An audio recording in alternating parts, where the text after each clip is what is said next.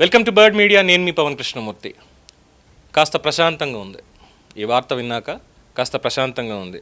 అలా అని చెప్పి నేనేదో నెగిటివ్ ఆలోచనలతో ఉన్నాను అనుకోవడానికి వద్దండి. ఎందుకంటే చాలామంది కోరుకున్నటువంటిదే ఇక్కడ జరిగింది. సో వార్త ఏంటంటే, షాబాద్లో జరిగినటువంటి 6 మర్డర్ల కేసు నిందితుడు రాజ్ కుమార్ ఎవరైతే ఉన్నారో, కొత్తూరు మండలం పెంజర్ల గ్రామంలో ఓ వెంచర్ దగ్గర అతని మృతదేహాన్ని పోలీసులు గుర్తించారు. ఈ గ్రామం అతని మేనమామ స్వగ్రామంగా తెలుస్తోంది. రాజ్ కుమార్ మృతదేహాన్ని గమనించినటువంటి స్థానికులు వెంటనే 100కి డైల్ చేసి సమాచారం అందించారు. ఘటనాస్థలకు చేరుకున్న పోలీసులు పరిశీలించగా మృతదేహం సమీపంలో విషం బాటిల్ కూడా కనిపించింది. రాజ్ కుమార్ ఆత్మహత్య చేసుకుంటూ ప్రాథమికంగా నిర్ధారణ చేశారు. అయితే పూర్తి వివరాల మీద పోలీసులు దర్యాప్తు చేపట్టారు. ఉస్మానియా హాస్పిటల్కి డెడ్ బాడీని తీసుకెళ్ళడానికి ఏర్పాట్లు చేస్తున్నారు. పోస్ట్మార్టం తర్వాత వివరాలు వస్తాయి. సో జూలై 10వ తేదీన మొత్తం 6గురిని హత్య చేశాడు. 3 సొంత కుటుంబ సభ్యులు, ఇంకొక 3 పాక్సో కేసు అతని మీద పెట్టినటువంటి కుటుంబ సభ్యులు. ఆ బాలిక తల్లి, నాయనమ్మ, ఆ బాలికని దైవాలగూడ అనే గ్రామానికి తీసుకెళ్ళి అక్కడ చెరువు దగ్గర అత్యాచారం చేసి గొంతుకొచ్చి చంపాడు. సో అదే గ్రామంలో తన ఇంట్లో భార్య, 2 పిల్లల్ని కూడా. సో అరగంటలో 6గురిని లేపాడు. 12 బృందాలతో తీవ్రస్థాయిలో వేట సాగించారు. ఇంటికి ఫోన్ చేసి నేను చచ్చిపోతున్నా, 6గురిని చంపేశాను ఫోన్ కట్ చేశాడు. ఇంకొకరికి ఫోన్ చేసి నేను చచ్చిపోతున్నాను, నా గురించి ఎతకద్దు అని కూడా చెప్పేశాడు. సరే, పోలీసులు ఇంతమంది తిరుగుతూ ఉంటే చాలామంది అన్నది ఏంటంటే, సార్ దయచేసి వాడి గురించి మీరు వెతక్కండి, వద్దు, వాడు చావాల్సిందే, ఎలాగో చస్తానన్నాడు కదా, చావాల్సిందే.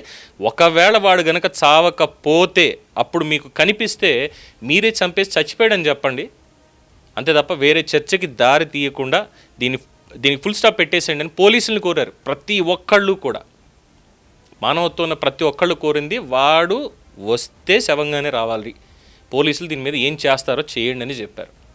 సో పోలీసులకు కూడా ఆ ఇబ్బంది లేకుండా వాడంతటా వాడే చచ్చాడు దరిద్రుడు.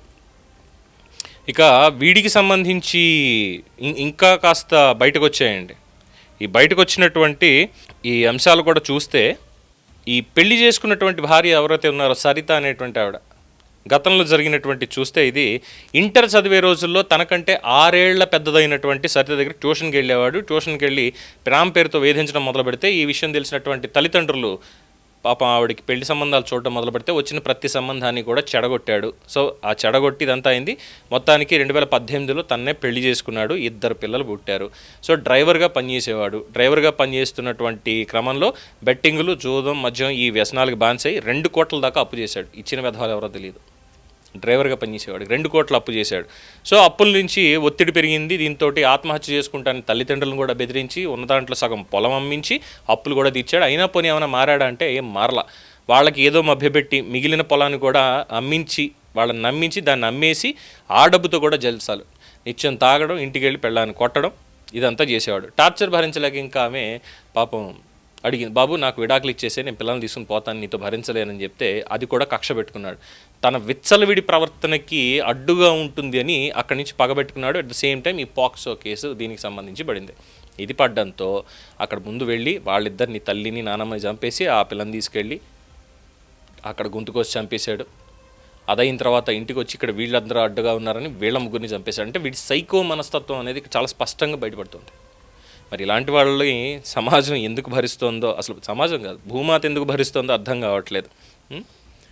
సో మొత్తానికి చచ్చాడు. కానీ ఇక్కడ ఇంకా ప్రశ్న మిగిలిపోతుంది, అసలు వాడికి ఆ పాక్సో కేసులో వాడికి బెయిల్ ఎవరిచ్చారు? వ్యక్తిగత పూచీకత్తు అయినా కానీ బెయిల్ ఎవరిచ్చారు? ఎందుకు ఇవ్వాల్సి వచ్చింది? ఇదే ప్రశ్న బలంగా మిగులుతోంది. వ్యవస్థలు దీనికి కూడా సమాధానం చెప్పాలి. ఇది దీనికి సంబంధించినటువంటి latest update. For more updates keep watching the bird media. ఈ వీడియో మీకు నచ్చినట్లయితే లైక్ చేయండి, షేర్ చేయండి, సబ్స్క్రైబ్ చేయండి. మరిన్ని అప్డేట్ల కోసం మా వాట్సాప్ ఛానల్ను ఫాలో చేయండి.